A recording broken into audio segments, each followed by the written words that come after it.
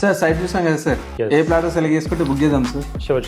ఇది plot number 22 అయితే north east వస్తుంది. ఇది బాగుంది అనిపిస్తుంది మాకు. ఇప్పుడు సైట్ డెవలప్మెంట్ 6 months అన్నారు కదా, 6 months అవుతుందా పక్క? కంపల్సరీ అవుతుంది సార్. 3 years బ్యాక్ ఆల్రెడీ వేరే కంపెనీలో తీసుకున్నాము, ఇట్లా చెప్పారు వాళ్ళు కూడా, కానీ ఇప్పుడు దాకా డెవలప్మెంట్ లేదు. పక్కా చేసాం సార్. ఇప్పుడు లోన్ ఎంత వస్తుందండి మనకి? సార్ దీని మీద మనకు 70% వరకు లోన్ వస్తుంది సార్. అపార్ట్మెంట్ల మీద ఇస్తారు కానీ ఇప్పుడు ఓపెన్ ప్లాట్ల మీద కూడా ఇస్తారు సార్. యాక్చువల్లీ ఇంకా 2 days అయితే ప్రైస్ ఇంక్రీజ్ అవుతుంది సార్ దీంట్లో.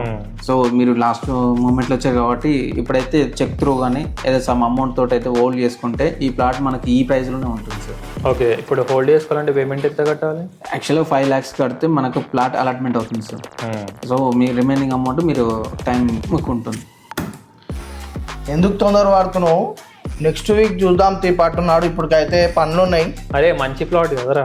సార్ బుక్ చేసుకొని వెళ్ళండి, కావాలంటే టైం కూడా ఇస్తుంది sir. Many months later.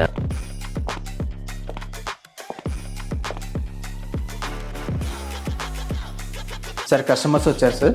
Last time వచ్చారు, యాక్చువల్లీ సైట్ చూసారు, ఆఫీస్కి వచ్చారు, ప్లాట్ కూడా సెలెక్ట్ చేసుకున్నారు వాస్తవానికి, కానీ అప్పుడు పేమెంట్ చేయలేదు. మళ్ళీ మాట్లాడడానికి వచ్చారు సార్. అయ్యో రమ్మని చెప్పండి, రమ్మనండి. Okay sir, thank you sir. Customer sir. Hi sir, నమస్తే. హలో. కూర్చోండి.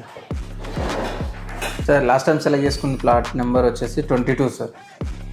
యాక్చువల్లీ ఈ ప్లాట్ సోల్డ్ అవుట్ అయిపోయింది, రిజిస్ట్రేషన్ కూడా కంప్లీట్ అయిపోయింది.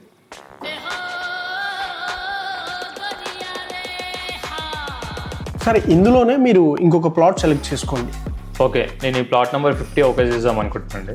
Yeah okay, done sir. ఇప్పుడు బుకింగ్ అమౌంట్ ఎంత కట్టమంటారండి? Plot number 50 300 square yards.